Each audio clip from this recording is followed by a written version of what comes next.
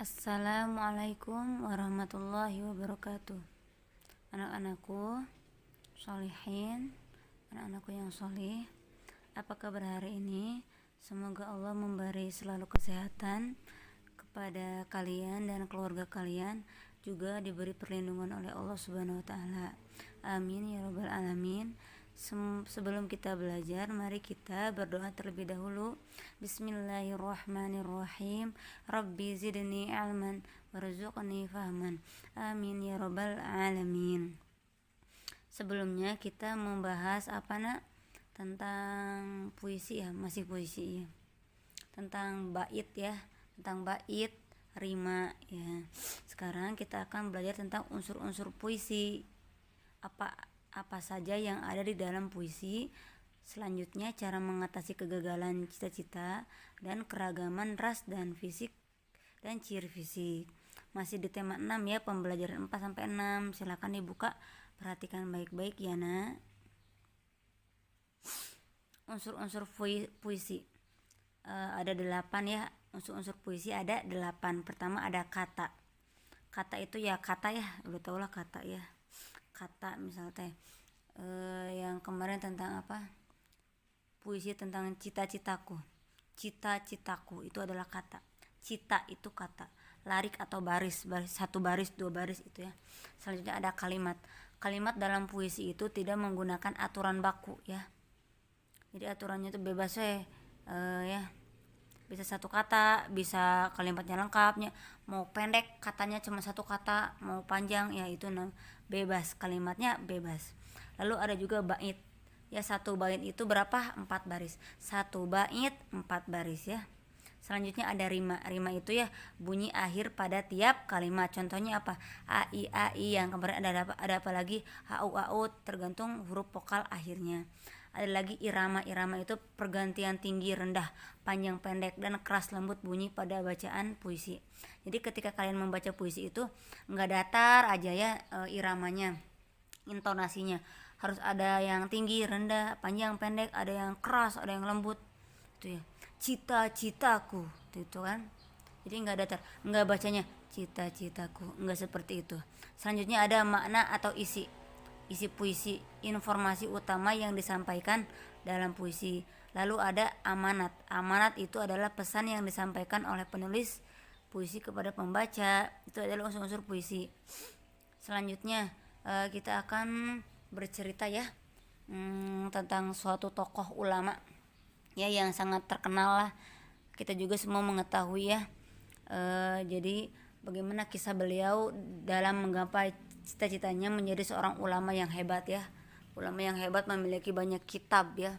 Mau kita fikih, hadis, tafsir, kitab zikir ya. Ini adalah namanya kisah Imam Hajar Al Asqalani. Oh iya, Imam Hajar Al Asqalani ya.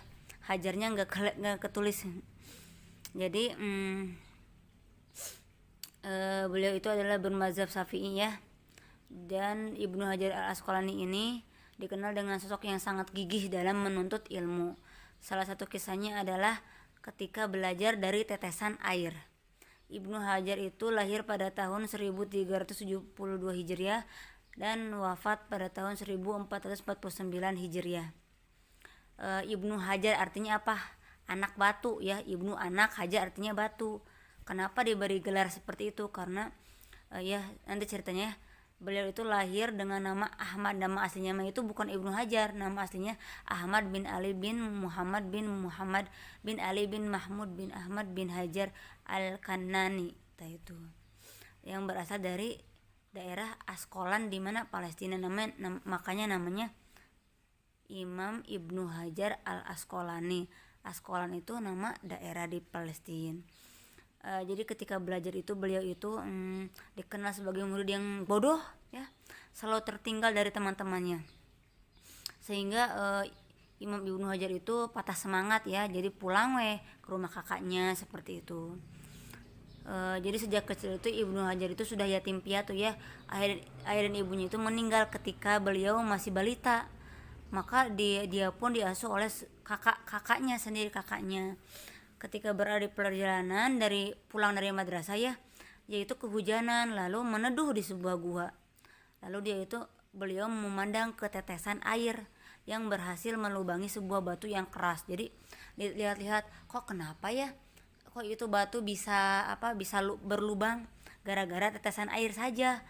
Maka Ibnu Hajar pun terkejut, bertanya-tanya, kenapa kok bisa ya? Maka beliau itu merenung ya, akhirnya mendapat jawaban. Ternyata maksudnya sekuat apapun batu itu akan terlubangi oleh air yang menetes terus menerus. Kalau terus menerus batunya akan dempes gitu ya, bakal berlubang gitu, malah hancur ya. Dari situlah ia sadar bahwa meskipun bebal ya, susah menurut ilmu itu, tapi insya Allah akan teratasi dengan usaha yang terus menerus tanpa mengenal lelah.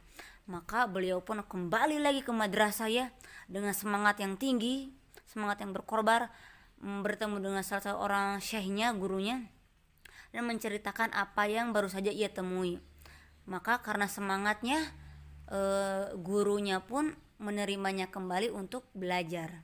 Di sanalah Ibnu Hajar akhirnya menjadi orang yang sangat pintar ya, cerdas ya. Kan banyak kitab-kitabnya ya. Kitabnya tahu nggak? Fathul Bari, yaitu syarah Sahih Bukhari yang terkenal ya, yang sering dibaca ya, dihafalkan oleh para santri di asrama, di pesantren-pesantren ya.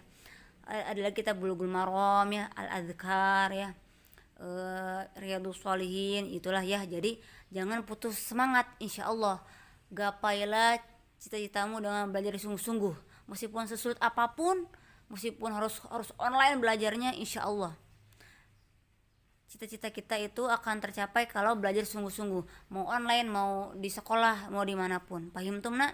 Jadi siap semangat menggapai cita-cita kalian, semangat, Allahu Akbar. Selanjutnya kita akan membahas tentang perbedaan suku bangsa di Indonesia ya. Jadi anak-anak, suku bangsa di Indonesia itu sangat banyak ya. Kenapa ada suku bangsa? Itu karena terpengaruh oleh letak geografis. Letak geografisnya itu keadaan lingkungan ya. Ada lingkungan dataran tinggi, dataran rendah, di pantai ya.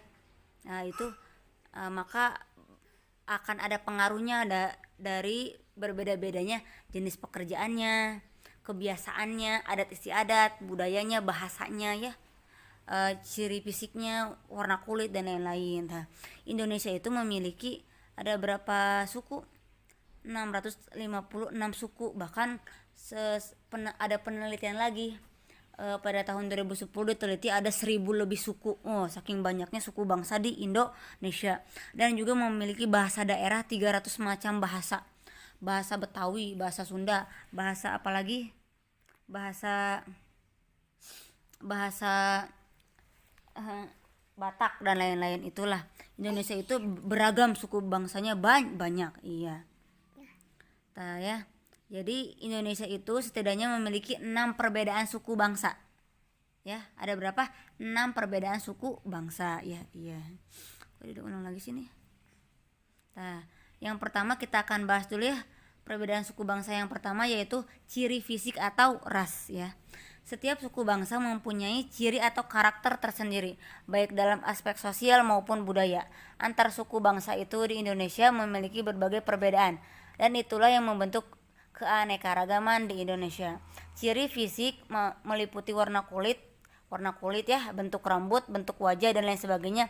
Contohnya, suku-suku yang tinggal di Indonesia bagian timur memiliki kulitnya warnanya gelap dan berambut keriting. Kalau di daerah Sunda kebanyakan kulitnya kuning langsat ya, rambutnya biasa lurus gitu ya. Kalau suku Melayu yang tinggal di ujung Sumatera, kulitnya itu lebih terang dan berambut lurus. Itulah ciri-ciri fisik atau ras. Sekarang perhatikan video berikut ini untuk lebih memahami apa itu ciri fisik atau ras.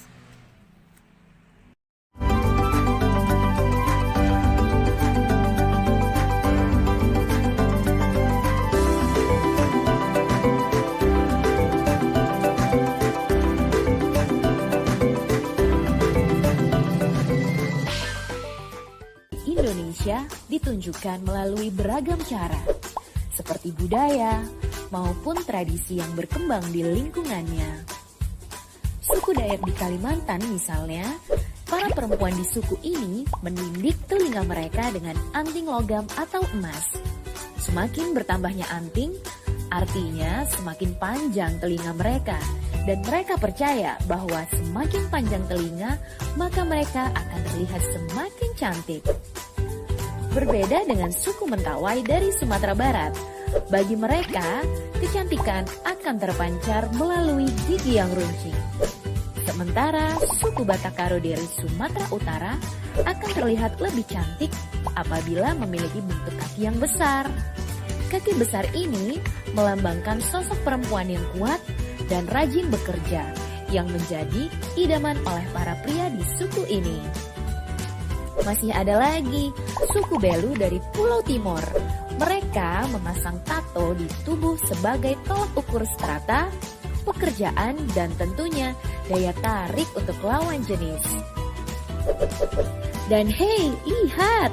Di ujung pulau timur pulau Indonesia terdapat suku Sentani dari Papua. Perempuan di suku ini mengepang rambut demi menunjukkan rasa percaya diri dan pastinya semakin terlihat cantik. Alhamdulillah, kholas itulah keanekaragaman ciri fisik ya. Sekarang tugasnya kerjakan ini ya. Wabillahi taufiq wal hidayah. Wassalamualaikum warahmatullahi wabarakatuh. Terima kasih atas perhatiannya.